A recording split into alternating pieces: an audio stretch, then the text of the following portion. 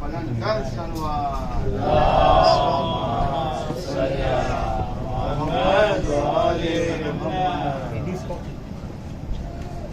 بارہ دیگر نعرہ صلوات اللہم صلی علی محمد. جنس اس طرف آ جائیں وہ لیڈیز کے لیے.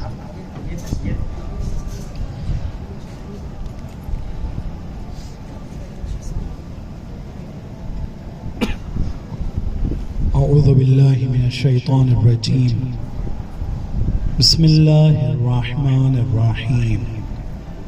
الحمد للہ رب العالمین والعاقبۃ للمتقین والجنۃ للمؤمنین والنار للمشرکین والکافرین والملحدین والمنافقین والغاصبین.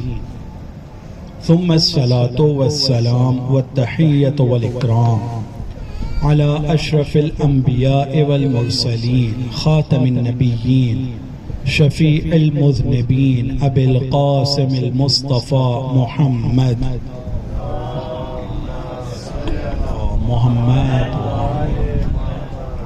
وعلى آل بيته الطيبين الطاهرين المعصومين المظلومين المنتجبين المنتخبين واللعنة الدائمة على أعدائهم أجمعين من يومنا هذا إلى قيام يوم الدين. أما بعد فقد قال الإمام الحسين عليه السلام: من كان باذلا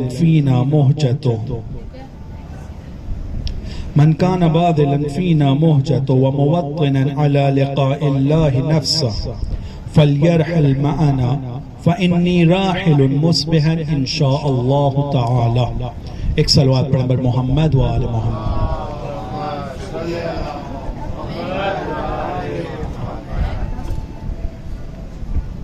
اس سے پہلے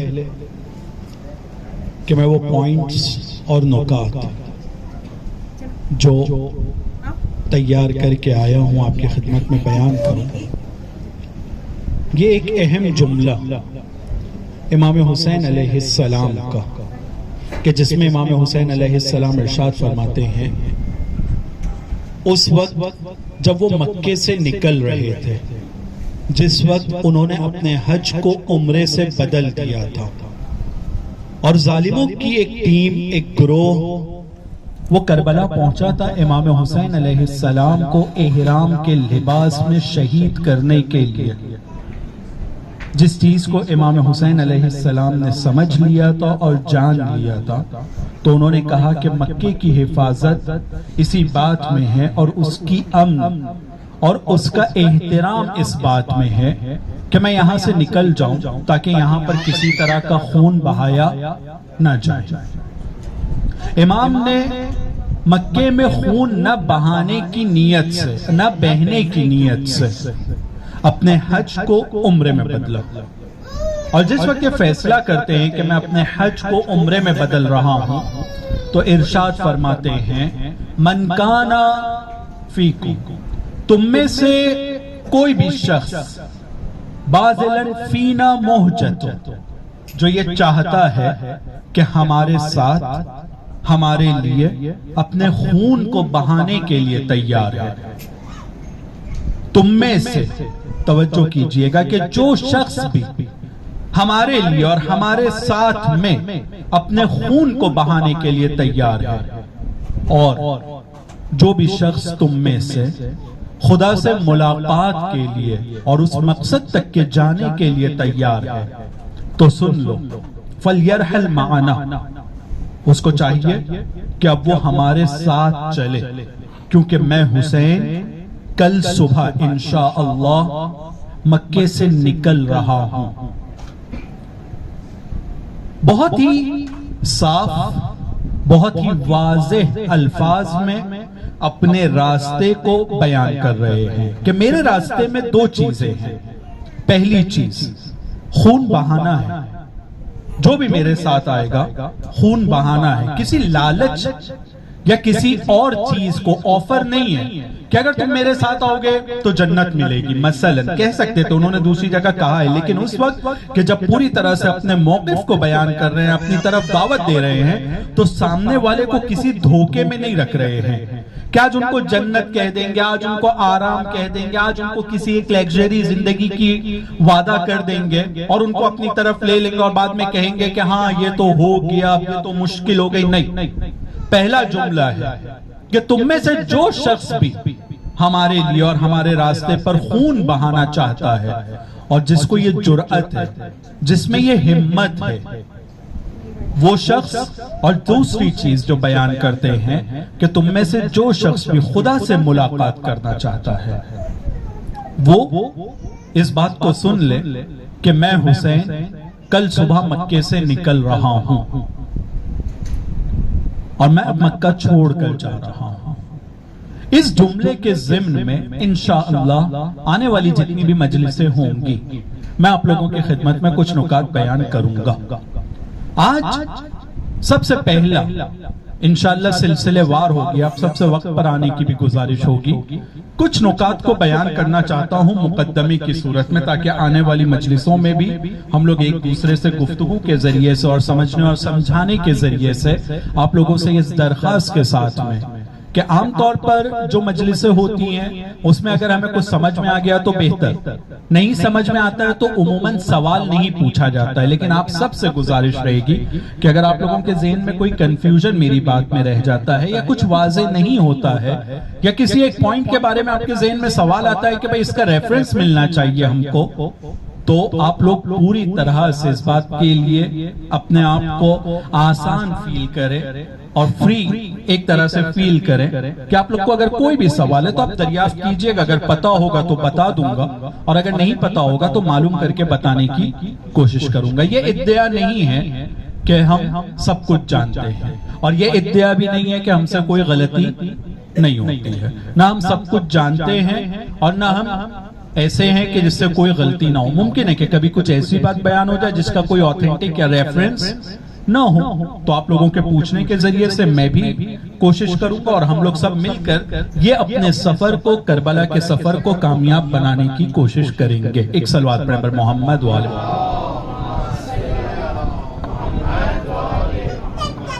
سب سے پہلا نقطہ جس کی طرف ہم سب کو توجہ دینا ہے، ممکن ہے کہ ہم میں سے کچھ لوگ پہلے کربلا آ چکے ہوں گے اور ممکن ہے کہ ہم میں کچھ لوگ ایسے بھی ہوں گے جو پہلی بار کربلا آئے ہیں. دونوں لوگوں کے لیے ایک کامن پوائنٹ ہے، اور وہ یہ کہ جو شخص بھی ایک بار یا ایک بار سے زیادہ پہلے کربلا آ بھی چکا ہے تو اس بار کا بھی اس کا کربلا آنا یہ اس کے لیے ایک نیا خواب بنتا ہے. مثلا ابھی میں واپس جاؤں گا، ہم لوگ واپس جائیں گے تو اب ہم لوگوں کی پھر آرزو ہوگی، اور ہم لوگ اپنے وداع میں جو زیارتیں ہم لوگ پڑھتے ہیں، چاہے کسی بھی امام کی زیارت ہو، ان زیارتوں میں ہماری سب سے بڑی وداع میں دعا یہ ہوتی ہے کہ یہ جو میں نے آپ کی زیارت کیا ہے یہ میری آخری زیارت نہیں ہونا چاہیے. اے خدا میں یہ دعا کرتا ہوں تجھ سے کہ یہ میری آخری زیارت نہ ہو.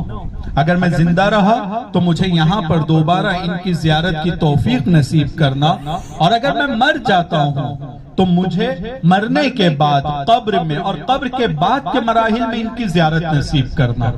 یہ میری زیارت آخری نہیں ہونا چاہیے. تو ہم سب یہ جو یہاں پر آئے ہیں اپنی بہت بڑی ایک آرزو جو ہمارے دل میں تھی، آج ہم نے اس کو پورا ہوتے دیکھا ہے. ایک خواب جو ہمارے ذہن میں تھا کہ کربلا میں ہم بیٹھیں گے اور جناب فاطمہ کے فرزند کا ذکر کریں گے، ایک طرح سے وہ خواب ہمارا تعبیر ہو رہا ہے. اور یہاں پر ہم بیٹھے امام حسین کے ساتھ محشور ہوگا. کیا اس کا وہ درجہ جو امام حسین علیہ السلام کہہ رہے ہیں کہ تم میں سے جو شخص بھی ہمارے اوپر جان قربان کرنے کے لیے تیار ہے اور خدا سے ملاقات کرنا چاہتا ہے وہ ہمارے ساتھ آ جائے، تو کیا اس کا شمار ان لوگوں میں ہوگا جو امام کے ساتھ تھے؟ کیا جواب ہے ہم لوگوں کے پاس؟ کیا وہ ان لوگوں میں شمار ہوگا جو امام حسین کا ساتھ دینے والے ہیں؟ ہوگا یا نہیں ہوگا؟ نہیں ہوگا. کیوں؟ بھائی اس نے امام حسین کے گلے کو چوما ہے، امام حسین کی مصیبت پر اس نے گریہ کیا ہے. کیوں اس کا شمار نہیں ہوگا ان کے ساتھ میں؟ ہم سب جواب میں کہیں گے کہ امام حسین علیہ السلام کی خواہش یہ ہے کہ ہر حسینی صرف امام کو امام کہے نہیں بلکہ ان کے راستے پر ان کے ساتھ جڑ جائے۔ امام جب کہہ رہے ہیں کہ تم میں سے جو شخص بھی ہم پر اپنی جان کو قربان کرنے کے لیے تیار ہے اور خدا سے ملاقات کرنا چاہتا ہے، اس کی ذمہ داری ہے کہ وہ میرے ساتھ جڑ جائے۔ عبداللہ ابن عمر نے ان کے گلے کو چوما، ان کی مصیبت پر گریا تو کیا، لیکن اس نے امام کے راستے کو اختیار نہیں کیا، ساتھ چھوڑ دیا تھا۔ ہم جب یہاں کربلا آئے ہیں تو ہمیں اپنے آپ سے اور یہاں پر علمدار حضرت عباس سے سب سے پہلے اور پھر امام حسین سے یہ وعدہ کرنا ہے کہ مولا ہم عبداللہ ابن عمر جیسے لوگ نہیں ہیں، ہم صرف آپ کی زری کو یا آپ کے حرم کی دیواروں کو چوم کر آپ کا ساتھ چھوڑ کر جانے والے لوگ نہیں ہیں۔ ہم اگر یہاں آئے ہیں تو جہاں ہم حرم کی دیوار کو چومیں گے، جہاں ہم زری کو چومیں گے، جہاں آپ کے نام پر ہماری آنکھیں نم ہوں گی، ہم آپ کا ساتھ اس کے بعد بھی چھوڑیں گے نہیں۔ ہم یہاں پر آئے ہیں اس سفر میں یہ بتانے کے لیے کہ مولا جب آپ نے یہ کہا ہے کہ تم میں سے جو شخص بھی ہم پر اپنی جان کو قربان کرنے کے لیے تیار ہے، تم میں سے جو شخص بھی خدا سے ملاقات کرنا چاہتا ہے وہ ہمارے ساتھ آ جائے، تو مولا ہم اپنا سب کچھ چھوڑ کر آئے ہیں۔ ہم اس وطن کو جہاں ہم ظاہری طور پر پیدا ہوئے ہیں، جہاں ہمارے جسم کا تعلق ہے، اور ہم اپنی روح کے ساتھ اس کی تربیت کے لیے اور اس کو آپ کے ساتھ جوڑنے کے لیے ہم سب کچھ چھوڑ کر آئے ہیں مولا۔ اگر ہم یہاں پر آئے ہیں تو ہم آپ کو یہ بتانا چاہتے ہیں کہ ہم آپ کی اس آواز کو جو آپ نے مکے سے نکلنے کے وقت بلند کیا تھا کہ تم میں سے کون ہے کہ جو اپنی جان کو ہم پر قربان کرنے کے لیے تیار ہے، تو ہم یہ بتانے کے لیے آئے کہ مولا ہم ہیں۔ ثبوت ہم میں سے بہت سارے لوگوں کے پیروں کے چھالے ہیں، ہم میں سے بہت سارے لوگ جو دنیا کے اگر ان کو بڑی سے بڑی لالچ دی جاتی، بڑا سا بڑا آفر دیا جاتا اور کہا جاتا کہ کچھ کلومیٹر پیدل چلو تم کو یہ مل جائے گا وہ مل جائے گا، ہم وہ نہیں کرتے، کسی بھی حال میں ہم تیار نہیں ہوتے۔ لیکن یہ آپ کی محبت ہے کہ ہم لوگوں کو اس نے پیدل چلنے میں نہ صرف یہ کہ درد اور اذیت کو محسوس نہیں کروایا بلکہ یہ احساس دے رہا ہے کہ ہم نے اپنے امام کے لیے کچھ نہیں کیا۔ اگر کچھ لوگ جلدی بھی آ گئے تو ان لوگوں سے میری بات ہوئی آپس میں، وہ کہتے ہیں اے کاش ہمیں موقع ہوتا اور ہم پوری طرح سے پیدل چلنے کی کوشش کرتے۔ ان کی اپنی مشکلات، لیکن جو بھی جتنے قدم اس نے اٹھایا ہے سب کی یہ خواہش ہے اور یہ بتانا چاہتے ہیں ہم لوگ کہ ہم اپنے وقت کے امام کے لیے اور اپنے امام حسین کے لیے سب کچھ دینے کے لیے تیار ہیں۔ ہم عبداللہ ابن عمر جیسے لوگ نہیں ہیں، ہم اپنی کوالٹی کو ان سے الگ دیکھتے ہیں۔ یعنی کیا؟ یعنی ہم صرف زری اور حرم کو چومیں گے نہیں بلکہ ہم پوری طرح سے اپنے آپ کو آپ کے ساتھ جوڑ دیں گے۔ اور وہ جملہ جو ہم زیارتوں میں کہتے ہیں یا لیتنی کنتو معکم فَأَفُوزَ مَعَكُمْ فَوْزًا عَظِيمًا، اے کاش میں آپ کے ساتھ ہوتا۔ یہ جو ہم کہتے ہیں اے کاش میں آپ کے ساتھ ہوتا تاکہ جو کامیابی آپ کو ملی ہے میں بھی اس کامیابی میں شریک ہوتا، یہ صرف زبان سے دہرانے کے لیے تو نہیں ہے، اس جملے کے اوپر پوری طرح سے کھرے اترنے کی ضرورت ہے، اس جملے کے اوپر پوری طرح سے عمل کرنے کی ضرورت ہے۔ ایک صلوات پڑھیں پر محمد و آل محمد،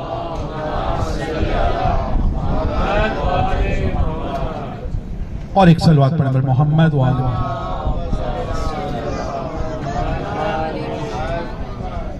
تو امام کی اس زیارت کے لیے جو ہم آئے ہیں، اس زیارت میں سب سے پہلا مقدمہ اور نقطہ جس کی طرف میں نے اشارہ کیا کہ ہم لوگوں کو پہلے دن سے یہ کلیئر ہونا چاہیے کہ ہماری زیارت میں اور مکے کی عبداللہ ابن عمر کی زیارت میں فرق۔ ہماری زیارت وہ زیارت نہیں ہے جو عبداللہ ابن عمر کی زیارت تھی کہ وہ آئے گا، چومے گا، روئے گا اور چلا جائے گا۔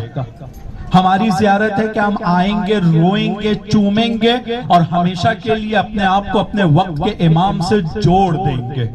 ہم یہاں آئے ہیں جڑنے کے لیے، ہم یہاں آئے ہیں یہ ثابت کرنے کے لیے اور ان سے مدد لینے کے لیے کہ جو کچھ بھی ہمارے پاس ہے ہم آپ کے اوپر نچھاور کرنے کے لیے تیار ہیں۔ ہم اس آدمی کی طرح نہیں ہیں کہ جو آئے گا روئے گا چومے گا اور چلا جائے گا. یہاں آنے کے بعد میں ہم لوگوں کے اوپر ایک بہت بڑا ٹیگ لگ گیا ہے. جیسے حج کرنے کے بعد جو آتا ہے اس کو ہم لوگ کیا کہتے ہیں؟ حاجی. اور اب ہم لوگوں کو دنیا کیا کہے گی؟ کربلائی، زائر، زوار. بہت بڑا ٹیگ لگ گیا ہے. اب ہم لوگ جس کا جو بھی نام ہے، محمد، فاطمہ، زہرا، علی، حسن، حسین، جو بھی، اب اس کے لیے چاہے لوگ کہیں یا نہ کہیں، وہ زائر کا ٹیگ اس کے اوپر لگ گیا ہے. وہ اب زائر بن گیا ہے. چاہے وہ مانے یا نہ مانے، چاہے وہ ظاہر کرے یا نہ کرے، اس کے اوپر یہ عنوان لگ گیا ہے. اور ذرا تصور کیجئے اس بات کو کہ ایک شخص جو کل تک کے محمد تھا صرف، اور آج وہ زائر محمد ہو گیا ہے، زوار محمد ہو گیا ہے، محمد کربلائی ہو گیا ہے. تو ایسی صورت میں اس محمد میں اور وہ محمد کہ جو کل تک تھا، ان دونوں میں کوئی فرق ہونا چاہیے یا نہیں ہونا چاہیے؟ ان دونوں میں فرق ہونا چاہیے. ایک جگہ جو پہلے سے سوکھی ہے اور ایک جگہ جس پر پانی گر گیا ہے، تو یہ دونوں جگہ میں فرق ہے. کیوں؟ کیونکہ یہاں پانی آ گیا ہے. اب تصور کیجئے کہ جو لوگ زیارت کے لیے نہیں آئے ہیں اور جو زیارت کے لیے آ گیا ہے، تو یہاں جو رحمتوں کی بارش ہو رہی ہے، یہاں جو اپنے پڑوسی کے اوپر اور اپنے ہم شہری کے اوپر اور اس سٹی میں رہنے والوں کے اوپر حضرت عباس اور امام حسین علیہ السلام کا لطف و کرم ہے، اس کا اثر ہم میں دکھنا چاہیے یا نہیں دکھنا چاہیے؟ دکھنا چاہیے. ہم سب اس بات کو مانیں گے کہ یہ اثر ہم میں دکھنا چاہیے. اور یہ اثر اگر ہم میں نہیں دکھتا ہے تو عام طور پہ ہمارے ادھر محاورہ ہے، کہاوت ہے کہ اگر ایک گڑھا ہے، مٹی کا گڑھا ہے، اس کے اوپر جب پانی چھڑکا جاتا ہے تو کیا ہوتا ہے؟ وہ پانی اس میں جذب ہو جاتا ہے، وہ پانی اس کے اندر چلا جاتا ہے. کچھ منٹوں کے بعد، کچھ سیکنڈ کے بعد میں جیسی گرمی، جتنی حرارت اس کے اوپر ڈیپینڈ کرتا ہے، تپش کے اوپر، کہ وہ تھوڑی دیر کے بعد وہ پانی جو گڑھے کے اوپر تھا وہ دکھائی نہیں دیتا ہے. کہاں گیا وہ پانی؟ لوگ کہیں گے بھائی یہ مٹی ہے، یہ اس کے اندر چلا گیا ہے. زمین کے اوپر جب پانی ڈالا جاتا ہے، چھڑکا جاتا ہے، تو کچھ دیر کے بعد اس پانی کو جب دیکھا جاتا ہے تو وہ وہاں پر نہیں رہتا ہے. کیوں نہیں رہتا ہے؟ کیونکہ زمین نے اپنے اندر اس کو جذب کر لیا ہے. لیکن اگر گڑھا چکنا ہوتا ہے، گڑھا اگر چکنا ہوتا ہے، اس کے اوپر اگر پانی ڈالیں گے تو وہ پانی سلوپ کر جائے گا، نیچے آ جائے گا، اس کے اندر جذب نہیں ہوگا. یہاں پر ہم لوگوں کے لیے بھی دو طرح کی حالت ہے.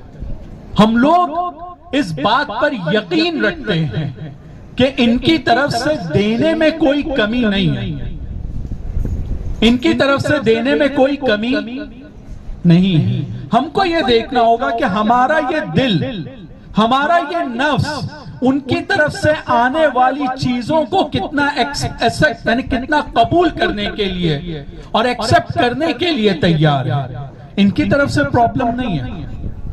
بارش اگر برس رہی ہے اور ایک آدمی بیچ میں کھڑا ہوا ہے تو وہ بھیگے گا. بھیگے گا یا نہیں بھیگے گا؟ بھیگے گا. لیکن اگر چھتری لے کر کھڑا ہوا ہے تو نہیں بھیگے گا. کیوں نہیں بھیگے گا؟ کیونکہ چھتری لے کر کھڑا ہوا ہے. پھر یہ کہے کہ نہیں پانی برس رہا ہے لیکن میں نہیں بھیگ رہا ہوں، تو جواب میں اس کو لوگ کہیں گے کہ اگر بھیگنا ہے تم کو تو یہ چھتری ہٹاؤ تو تم کو پانی بھگائے گا. ہم لوگوں کی بھی مثال ایسی نہ ہو کہ یہاں رحمتوں کی بارش ہو رہی ہے لیکن اپنی ضد، اپنے تکبر، اپنا غرور، اپنا گناہ، وہ چھتری لے کر ہم کھڑے رہیں اور یہ لطف و کرم کی جو بارش ہو رہی ہے اس کو اپنے اوپر آنے سے ہم روکیں. ورنہ کربلا میں شاید میں اپنے لیے اس بات کو کہوں تو بہت بہتر ہے کہ بہت بار لوگ آتے ہیں اور جاتے ہیں، تبدیلی نہیں آتی ہے ان کے اندر. تو اس کی مثال بالکل ایسی ہی ہے کہ ایک انسان بارش میں بھیگنے کے لیے تو کھڑا ہے لیکن چھتری لے کر کھڑا ہے.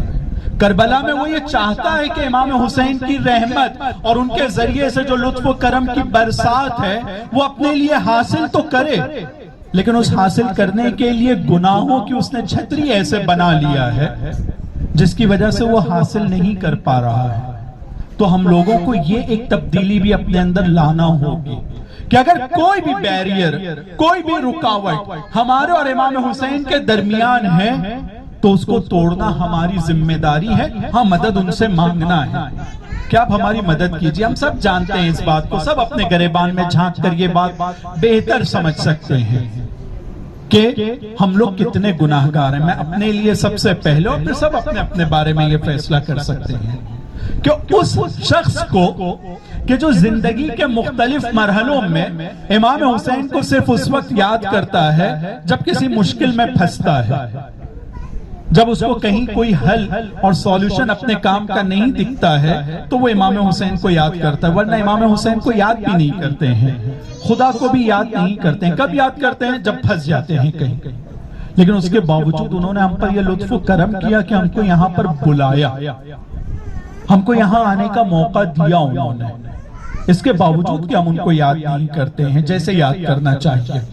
ہم ان کو یاد کرتے ہیں رسم کی صورت میں، اپنی عادت کی صورت میں، نہ بہت زیادہ توجہ کے ساتھ میں. لیکن اس کے باوجود انہوں نے ہم کو یہ موقع دیا اور ہم یہاں پر آ سکے. جب ہم یہاں پر آ سکے ہیں تو اس عالم میں امام یہ چاہتے ہیں کہ ان کا لطف و کرم، ان کی رحمت کی بارش وہ ہم تک کے پہنچیں. لیکن اب ہم لوگوں کو یہ دیکھنا ہوگا کہ ہم اس میں اپنے لیے کتنی رکاوٹ ایجاد کر رہے ہیں. اگر ہم رکاوٹ ایجاد کر رہے ہیں تو اس میں کمی اس میں نہیں ہے دینے والے میں، بلکہ کمی ہے لینے والے میں. اور کتنا ہی بدبخت ہوگا یہ فقیر کہ مانگنے تو جائے لیکن مانگنے کے ٹائم جو ہے اس طرح کی رکاوٹ کو ایجاد کر دے کہ دینے والے کی چیز جو یہ خود مانگ رہا ہے، جس کے لیے یہ بھکاری ہے، لیکن خود رکاوٹ ایسی ایجاد کر دے کہ وہ دینے والا اپنی طرف سے دے تو دے، ریلیز کر دے، لیکن ہم تک کے پہنچنے میں خود ہم بہت بڑے بیریئر بن جائیں اور ہماری مشکل ہو جس کی وجہ سے وہ کلیکٹ نہ کر پائیں.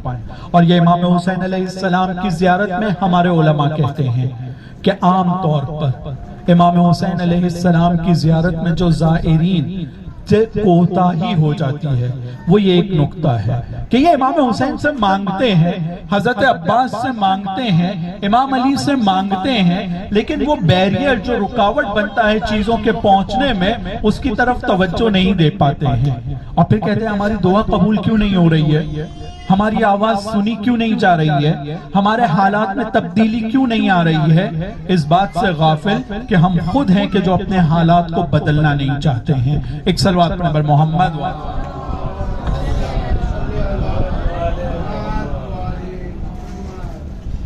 اور ایک صلوات پر نبی محمد.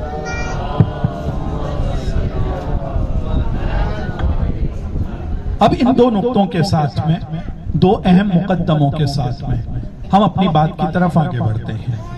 ہم لوگوں کے درمیان مشہور نعرہ ہے جو آپ لوگ حرم میں جانے کے لیے جس وقت بھی جانا ہوتا ہے تو اس نعرے کو ہم سب سنتے ہیں. وہ نعرہ یہ ہے کہ لبیک یا حسین، لبیک یا عباس. یا جس حرم میں بھی جاتے ہیں وہاں ہم لبیک کا نعرہ کہتے ہیں. ایک وجہ جو لبیک کا نعرہ امام حسین کے ساتھ بہت زیادہ جڑا ہوا ہے، اس کی وجہ یہ بیان کی جاتی ہے کہ کربلا کے میدان میں امام حسین علیہ السلام نے یہ آواز بلند کی تھی، حل من ناصر ینصرونی یا حل من ناصر ینصرونا، تم میں سے کون ہے جو ہماری مدد کرے گا. اس نعرے کے جواب میں ہم آج کے زمانے میں کہتے ہیں لبیک یا حسین، اے امام حسین ہم ہیں آپ کی مدد کے لیے، لبیک یا حسین. ہم امام کو جواب دیتے ہیں لبیک یا حسین، اے امام حسین ہم آپ کی مدد کرنے کے لیے تیار ہیں. ہم آپ کی اس آواز کو جو آپ نے 1400 سال پہلے بلند کی تھی آج 1400 سال کے بعد بھی زمین پر گرنے نہیں دیں گے. ہم اس کا جواب دینے کے لیے اور اپنی طرف سے اعلان کرتے ہیں. اسی طرح سے یہ جو جملہ میں نے آپ کے سامنے پڑھا ہے کہ میں کل صبح اب نکلنے والا ہوں، انی راحل مصبحا، میں کل صبح نکلنے والا ہوں انشاءاللہ. تم میں سے جو بھی آنا چاہتا ہے وہ مجھے جوڑ لے اور مجھ سے جڑ جڑ جائے تو اس کے جواب میں عام طور پہ علماء کہتے ہیں الرحیل.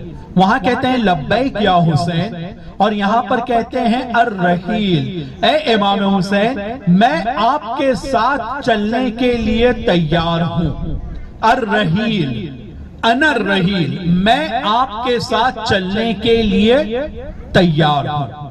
توجہ کیجئے گا، رحیل یا جو امام نے کہا راحل، اس کا مطلب یہ ہوتا ہے کہ میں ایک سفر پر جا رہا ہوں، میں مکے سے نکل رہا ہوں اور ایک ایسے راستے پر جا رہا ہوں جہاں میرے خون کو بہایا جائے گا. مجھے درندے گھیریں گے اور گھیرنے کے بعد میں مجھ پر حملہ کریں گے. یعنی امام بتا رہے ہیں کہ ایک ایسے سفر پر جا رہا ہوں جو آسانی والا سفر نہیں ہے. انٹرٹینمنٹ کے لیے نہیں جا رہا ہوں، تفریح کے لیے نہیں جا رہا ہوں، اور صرف سفر نہیں کر رہا ہوں بلکہ مشقتوں کا سفر ہے، مصیبتوں کا سفر ہے، مشکلات کا سفر ہے. فَلْيَرْحَلْ مَعَنَا، اس مشکلات کے سفر میں تم میں سے جو بھی ہے وہ میرے ساتھ جڑ جائے. تو جو شخص بھی جڑے گا وہ جواب میں کہے گا انا الرحیل، میں آپ کے ساتھ جڑنا چاہتا ہوں، میں آپ کے ساتھ یہ مشقت والا سفر کرنا چاہتا ہوں. توجہ کیجئے گا، امام راحل ہیں، ایک جگہ سے نکل کر دوسری جگہ جا رہے ہیں مشقتوں کے سفر کے لیے، اور ہم لوگ امام کو کہہ رہے ہیں الرحیل، اے مولا ہم آپ کے ساتھ جڑنا چاہتے ہیں مشقتوں والے سفر میں، آسانی والے سفر میں نہیں. یہ آسانی کا سفر ہی نہیں ہے، یہ مشقتوں کا سفر ہے دنیا کے اعتبار سے. ہم اس سفر میں آپ کے ساتھ جڑنا چاہتے ہیں.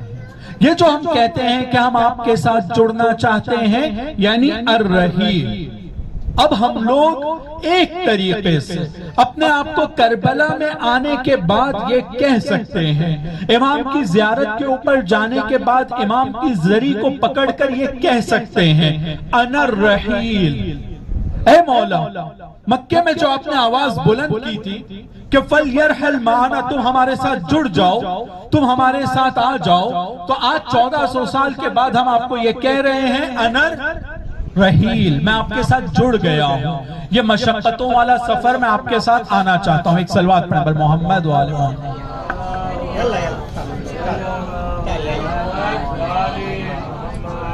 اور ایک صلوات پڑھیں پر محمد و آل محمد.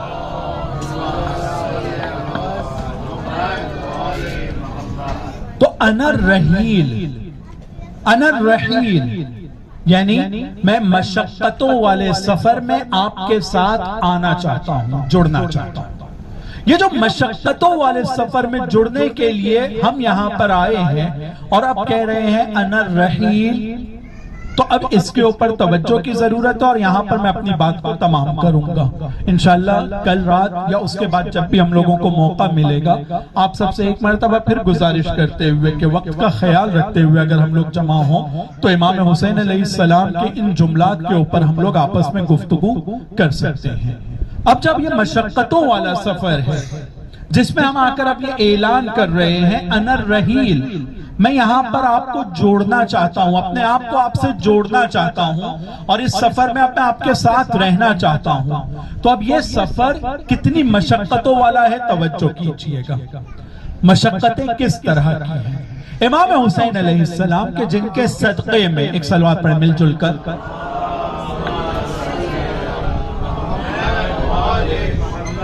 جن کے صدقے میں یہ کائنات بنی ہے، جن کے صدقے میں یہ کائنات بنی ہے، اور ان کے فرزند امام زمانہ کے بارے میں ہم دعائے ندبہ میں پڑھتے ہیں کہ یہ زمین و آسمان بھی اگر اپنی جگہ پر قائم ہے تو یہ امام کے وجود کی وجہ سے، اگر امام نہ ہو تو یہ زمین و آسمان اپنی جگہ پر باقی رہنے والے نہیں ہیں. آج اگر باقی ہیں تو امام کی وجہ سے باقی ہیں، جس کا فائدہ ہم لوگ اٹھا رہے ہیں، لیکن یہ باقی ہے امام کی وجہ سے. اب توجہ کیجئے گا، امام حسین علیہ السلام جیسی ہستی کہ جن کے صدقے میں کائنات بنی ہے، جن کے صدقے میں کائنات بنی ہے، سب کچھ ان کا ہے، سب کچھ ان کے صدقے میں ہے، سب کچھ ان کے صدقے میں ہے، لیکن ان کے اوپر دنیا نے کس طرح کے مصیبتوں کے پہاڑ کو ڈھایا ہے اور کیسی مشکلات آئی ہیں.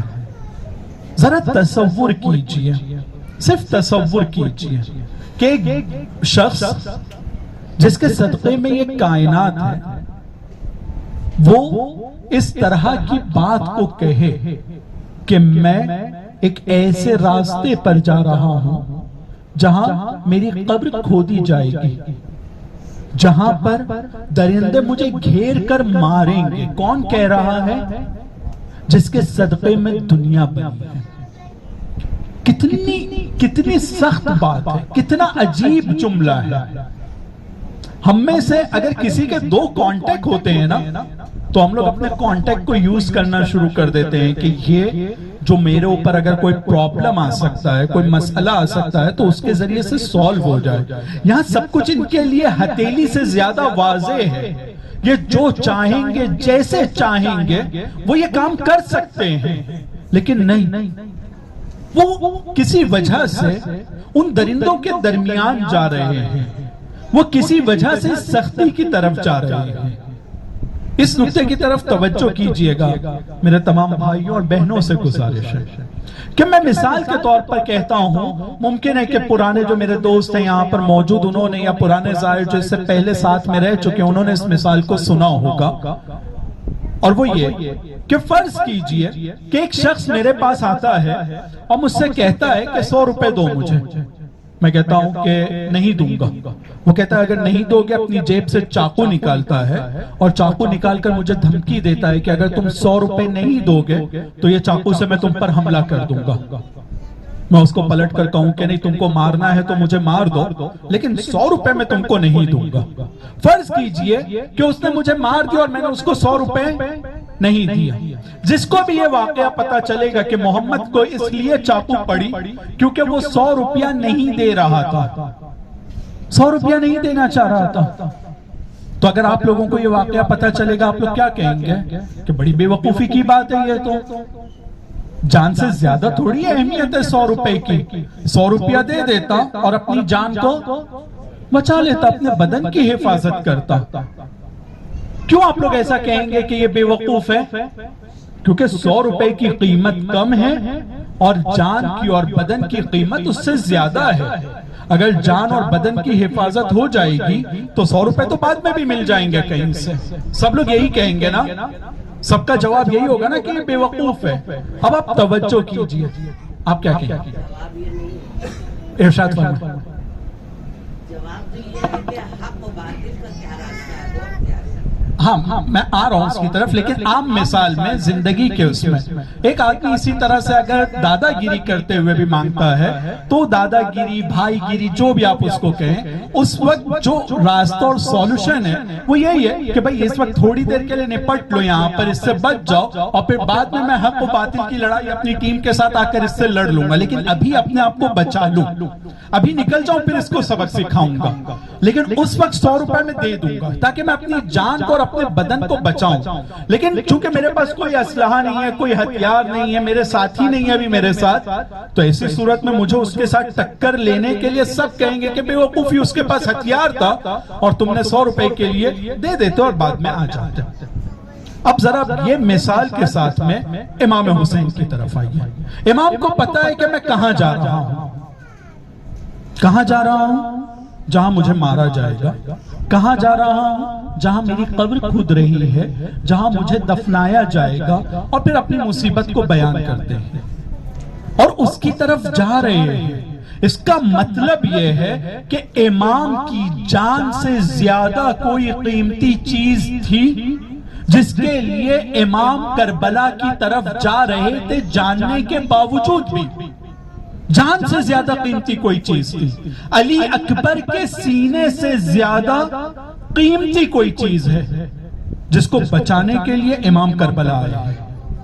جناب عباس کے بازوؤں کی قیمت سے زیادہ کوئی چیز تھی جس کو بچانے کے لیے امام نے حضرت عباس کے بازو کو بھی دے دیا ہے۔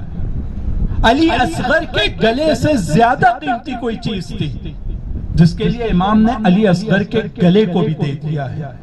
یعنی یہ کہ اگر اس سے کم قیمت کی کوئی چیز ہوتی تو امام اتنی بڑی قربانی اس کم قیمت والی چیز کو حاصل کرنے کے لیے نہیں دیتے. جیسے ذکر کیا حق، جیسے ذکر کیا ظلم کا مقابلہ، جیسے ذکر کیا گیا ہے اللہ کے دین کو بچانا، خدا کے دین کو بچانا، خدا کے دین کو بچانا، حق کو بچانا، باطل کا مقابلہ کرنا، ظالم کے مقابلے میں کھڑا ہونا اتنا قیمتی تھا کہ اس کے لیے اگر اصغر کے گلے کو بھی دینا پڑا تو امام نے اس گلے کو دیا. اور نہ صرف یہ کہ کسی نے اس کے اوپر امام کو یہ کہا کہ امام نے غلط کیا، بلکہ سب یہ کہتے ہیں کہ امام نے ایک مثال قائم کی ہے. اور 1400 سال کے بعد بھی آج ہم امام کو یاد کرتے ہیں کہ انہوں نے ایک بہت بڑی مثال قائم کی ہے کہ ظلم کے مقابلے میں کس طرح سے کھڑے ہونا چاہیے. جو کچھ بھی ہے اگر اس کو بھی داؤ پر لگانا پڑے تو لگانا چاہیے. امام نے یہ مثال قائم کیا ہے. کربلا کا میدان اور امام حسین علیہ السلام ہم کو اس طرف متوجہ کرتے ہیں کہ کوئی ایک ایسی چیز ہے اس دنیا میں جس کے لیے وقت کا امام، جس کے صدقے میں سب کچھ بنا ہے، اس چیز کے لیے اپنی جان قربان کر دیتا ہے. جب وقت کا امام ایک چیز کے لیے جان کو قربان کر سکتا ہے جس کے صدقے میں سب کچھ بنا ہے، تو ہم اور آپ، ہماری کیا حیثیت ہے، ہماری کیا اوقات ہے؟ جب وقت کا امام کسی ایک چیز کے لیے یعنی دین کو بچانے کے لیے، ویلیوز کو بچانے کے لیے، اقدار کی محافظت کے لیے اپنی قربانی دے سکتا ہے تو ہماری اور آپ کی جان کی قیمت کیا ہے؟ ہم کو یہ سبق ملتا ہے کربلا سے کہ ہم لوگوں کو ویلیوز کی طرف متوجہ ہونا چاہیے، اقدار پتہ ہونا چاہیے، تاکہ ہم وہاں پر بھی اگر ضرورت پڑے تو اپنے لیے سختی کی زندگی کو اپنانے میں کسی طرح سے جھجک محسوس نہ کریں انشاءاللہ. یہ امام حسین علیہ السلام جس وقت کربلا کے میدان میں آتے ہیں اور امام حسین علیہ السلام خدا کے دین کو بچانے کے لیے جب اپنی قربانی کو پیش کرنے کے لیے، آخری وصیتوں کے لیے، آخری گفتگو کے لیے اپنے فرزند امام زین العابدین کی خدمت میں آتے ہیں تو عجیب گفتگو ہے. اور یہاں سے میں مصائب کی طرف جا رہا ہوں، چونکہ مجھ سے پہلے جنہوں نے یہاں پر ذکر اہل بیت کا شرف حاصل کیا اور جو اشعار انہوں نے ذکر کیے ہیں سلام اور مرثیے کے اور نوحے کے، اس میں چونکہ جناب علی اصغر کا تذکرہ رہا تو لہٰذا میں اس نقطے کو ذکر کرنا چاہتا ہوں کہ امام حسین علیہ السلام جب آخری گفتگو کے لے جاتے ہیں امام سجاد کے ساتھ میں، تو اس گفتگو کے کچھ جملے ہیں اور مصیبت کے کچھ جملوں کے ساتھ اپنی بات کو تمام کروں گا. امام جاتے ہیں، امام سجاد کے بارے میں ملتا ہے کہ غش کے عالم میں تھے، غش کے عالم میں تھے. اپنے چھوٹے بھائیوں کے لئے ذکر کروں کہ عام طور پہ اگر ہم مجلس میں سنتے ہیں غش کے عالم میں، یعنی یہ کہ ایک طرح سے بے ہوش تھے، انہیں ہوش نہیں تھا، بے ہوشی کے عالم میں تھے. امام انتظار کرتے ہیں کہ غشی کے عالم سے ان کو افاقہ ہو اور وہ ہوش میں آئیں، اور اس کے بعد امام اپنے بیٹے امام زین العابدین سے گفتگو شروع کرتے ہیں. اور اس گفتگو کے کچھ جملے ہیں جو میں ذکر کرنا چاہتا ہوں. سب سے پہلے کہتے ہیں کہ بیٹا سلام علیکم، سلام کیا اپنے بیٹے کو. سلام کے بعد میں جب اس بیٹے نے آنکھوں کو کھولا تو اپنے بابا کی حالت کو دیکھتے ہیں کہ سر سے لے کر پیر تک کے زخموں کے نشان ہیں بابا کے اوپر. کہا بابا یہ آپ نے کیا حالت بنا لیا اپنا، بابا یہ آپ کے ساتھ کیا ہو گیا ہے؟ فوراً بے ساختہ سوال پوچھتے ہیں کہ میرے چچا عباس کہاں ہے؟ امام حسین علیہ السلام جواب میں کہتے ہیں کہ بیٹا عباس فرات کے کنارے شہید ہو گئے ہیں. کہ بھیا اکبر کہاں ہے؟ کہ بیٹا وہ بھی شہید ہو چکے ہیں.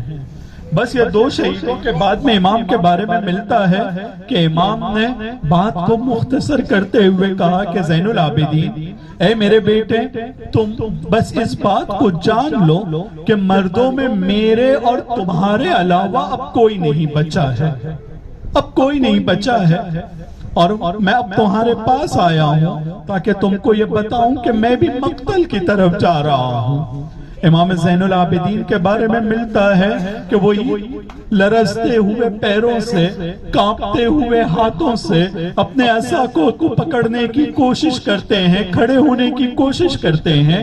امام ان سے کہتے ہیں، بارے میں ملتا ہے کہ امام نے بات کو مختصر کرتے ہوئے کہا کہ زین العابدین، اے میرے بیٹے، تم بس اس بات کو جان لو کہ مردوں میں میرے اور تمہارے علاوہ اب کوئی نہیں بچا ہے، اب کوئی نہیں بچا ہے، اور میں اب تمہارے پاس آیا ہوں تاکہ تم کو یہ بتاؤں کہ میں بھی مقتل کی طرف جا رہا ہوں۔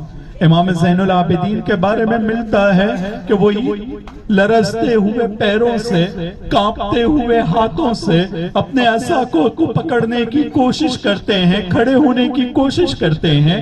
امام ان سے کہتے ہیں، بیٹا یہ کیا کر رہے ہو؟ کہا، بابا آپ کی یہ حالت دیکھ کر مجھ پر آپ کا دفاع واجب ہو گیا ہے، مجھے آپ کی حفاظت کرنا ہے، لہٰذا میں جنگ کے لیے جانے کی کوشش کر رہا ہوں۔ امام پلٹ کر کہتے ہیں، نہیں، بیمار سے جنگ ساقط ہے، ان کو جنگ کے لیے اسلام نے جانے سے منع کیا ہے، لہٰذا تم جنگ پر نہیں جا سکتے ہو۔ بس یہ سننا تھا کہ امام زین العابدین بہت ہی افسوس کے ساتھ اپنی جگہ پر بیٹھتے ہیں۔ امام اس وقت بس ان مصیبت کے کچھ جملوں کو میں ذکر کرنا چاہتا ہوں جو دو اماموں کے درمیان کی گفتگو ہے۔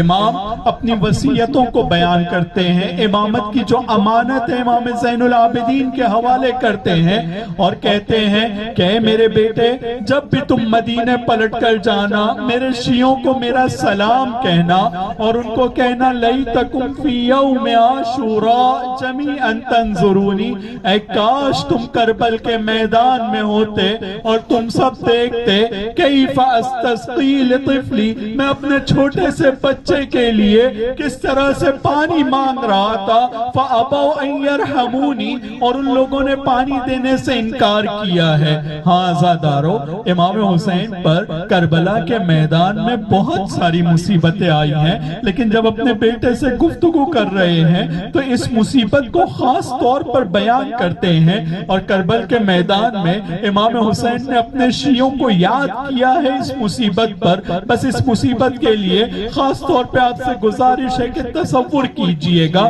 اس واقعے کو ہم سنتے ہیں، آسانی سے گزر جاتے ہیں، لیکن تصور کیجئے گا کہ ایک مرتبہ ایک ٹیلے کے اوپر چڑھ کر امام آواز دیتے ہیں، حل من ناصر ینصرنا، ہے کوئی جو تم میں سے ہماری مدد کے لیے آئے؟ امام کہتے ہیں، روایت میں لکھا ہے کہ جب خیمے میں کوہرام بپا ہوا، امام خیمے کی طرف جاتے ہیں، پوچھا کیوں کوہرام بپا ہے؟ کہا کہ آپ کی آواز میں اتنا درد تھا، ایک 6 مہینے کے بچے نے اپنے آپ کو جھولے سے گرا دیا ہے۔ اس عالم کو دیکھ کر بیبیوں میں کوہرام بپا ہو گیا ہے۔ عزادارو، اس جملے کے اوپر توجہ کیجئے گا کہ 6 مہینے کے بچے نے اپنے آپ کو جھولے سے گرا دیا ہے۔ میں آپ کے سامنے ان تاریخ کے جملوں کو جوڑنا چاہتا ہوں جو عام طور پہ ہم سب سنتے آئے ہیں۔ امام نے اس 6 مہینے کے بچے کو اپنی گود میں لیا، گود میں لینے کے بعد یہ ابا ہے، اس ابا کے دامن کو اپنے بچے کے اوپر ڈالا تاکہ دھوپ سے اس بچے کی حفاظت کی جا سکے۔ اس چھوٹے سے بچے کو مقتل کی طرف لے کر جاتے ہیں۔ اشقیاء سمجھ رہے ہیں کہ شاید حسین قرآن لا رہے ہیں اور بیعت کرنا چاہتے ہیں، لیکن جب آگے بڑھ کر ابا کے دامن کو ہٹایا تو اشقیاء نے دیکھا کہ حسین کا ایک چھوٹا سا بچہ علی اصغر ان کی گود میں ہے۔ بس یہاں سے تصور کیجئے گا، امام کہتے ہیں کہ اس بچے کی ماں کا دودھ خشک ہو چکا ہے، تم میں سے کوئی آگے بڑھ کر اس کو پانی پلا دو، یہ بچے کی پیاس کو بجھانے کی کوئی سبیل کرو۔ کوئی آگے نہیں بڑھا۔ آپ نے تھوڑی دیر پہلے سنا نا کہ دھوپ سے بچانے کے لیے امام نے ابا کے دامن کو اپنے بچے پر ڈالا تھا تاکہ دھوپ کی تپش سے بچائیں، لیکن جب کوئی آگے نہیں بڑھتا ہے تو اسی 6 مہینے کے بچے کو امام حسین کربل کی جلتی زمین زمین پر لٹاتے ہیں اور کہتے ہیں اگر تم کو یہ لگتا ہے کہ اس کے بہانے میں پانی پی لوں گا، تم آگے بڑھ کر پانی پلا دو، تم آگے بڑھ کر پانی پلا دو۔ لیکن کتنے شقی تھے وہ لوگ کہ اس بچے کو زمین پر لٹانے کے باوجود بھی کوئی آگے نہیں بڑھا ہے۔ یہاں پر مائیں ہیں، یہاں پر باپ ہیں، وہ لوگ ہیں کہ جن کے گھر میں چھوٹے بچے ہیں۔ ذرا تصور کیجئے کہ کتنا سخت وقت ہے ساقی کوثر کے بیٹے کے لیے کہ اپنے بچے کے لیے قطرے کو انتظام کے لیے جلتی زمین پر اس بچے کو لٹایا ہے۔ اور پھر اس کے بعد امام کہتے ہیں اما ترون کیف یتلذا، کیا تم نہیں دیکھ رہے ہو کہ یہ اپنے منہ کو کیسے کھولتا اور بند کرتا ہے؟ روایت میں ملتا ہے کہ یتلذا کا مطلب یہ ہوتا ہے کہ اگر اس بچے کو اب پانی مل بھی جاتا تو اب یہ زندہ نہیں بچے گا، پانی کے قطرے مل بھی جائیں گے تو زندہ نہیں بچے گا، کیونکہ اس کے بدن میں اب طاقت نہیں رہی ہے جو پانی کے ذریعے سے یہ اپنے آپ اپنی زندگی کو اب گزار سکے گا۔ عزادار اس عالم میں امام نے اس بچے کو اپنی گود میں پھر زمین سے اٹھایا، اٹھاتے ہوئے یہ کہتے ہیں کہ بیٹا تم بھی تو حجت خدا کے فرزند ہو، اپنی حجت کو تمام کر دو۔ ہرملا نے تیرے سے شعبہ میں تیر کو جوڑا، علی اصغر کی طرف رہا کیا۔ بس یہاں بھی تصور کیجئے گا، یہاں چھوٹے بچے ہیں، آپ ذرا دیکھیے 6 مہینے کے بچے کا گلا اور اس کا سر کتنا بڑا ہوتا ہے، بہت چھوٹا سا ہوتا ہے۔ تیرے سے شعبہ، 3 بھال کا جو تیر تھا وہ تیر اس بچے کی طرف پھینکا گیا۔ مقتل میں عجیب جملہ لکھا ہے، ایک کان سے دوسرے کان کے درمیان جتنی ہڈیاں تھی تمام ہڈیوں کو چکنا چور کرتے ہوئے وہ امام حسین کے بازو میں پیوست ہو گیا۔ الا لعنت اللہ علی القوم الظالمین وسيعلم الذين ظلموا أي منقلب ينقلبون۔ خدایا ہمارے اس مختصر سے عمل کو قبول فرما، خدایا امام زمانہ کے ظہور میں اتنا عجیل فرما، خدایا ہم سب کو ان کے آوان و انصار مددگاروں میں اور ان کی رکاب میں شہادت کا درجہ نصیب فرما۔ خدایا ہماری اس زیارت کو واقعی زیارت اور زیارت کے آثار کو، زیارت کا جو اثر ہونا چاہیے اسے ہماری زندگی میں ہمیں محسوس کرا دینا۔ خدایا اس زیارت کے نتیجے میں ہم لوگوں کو امام حسین علیہ السلام کی شفاعت اور بہشت میں ان کی پڑوسی اور ان کے جوار میں جگہ عنایت کرنا۔ خدایا ہم سب کو تمام زائرین کی خدمت کرنے کا موقع عنایت فرما، توفیق عنایت فرما۔ اور خدایا ہم لوگوں میں جو لوگ بھی زیارت کے لیے آئے ہیں اپنی مختلف حاجات کے ساتھ آئے ہیں، ان سے بہت سارے لوگوں نے، ان کے رشتہ داروں نے، ان کے دوستوں نے، جاننے والوں نے، اور وہ لوگ کے جو جانتے بھی نہیں ہیں پہلی بار اگر ان سے بھی ملاقات ہوئی اور ان کو بھی اگر پتا چلا کہ ہم زیارت کے لیے جا رہے ہیں تو بہت سے لوگوں نے ہم سے التماس سے دعا کہا ہے۔ خدایا جتنے لوگوں نے بھی ہم سے التماس سے دعا کہا ہے ان کی تمام حاجات کو بر لا۔ خدایا ان تمام حضرات کو بھی اس دنیا میں امام حسین کے حرم کی زیارت اور آخرت میں امام حسین کی شفاعت نصیب فرما۔ ماتم حسین۔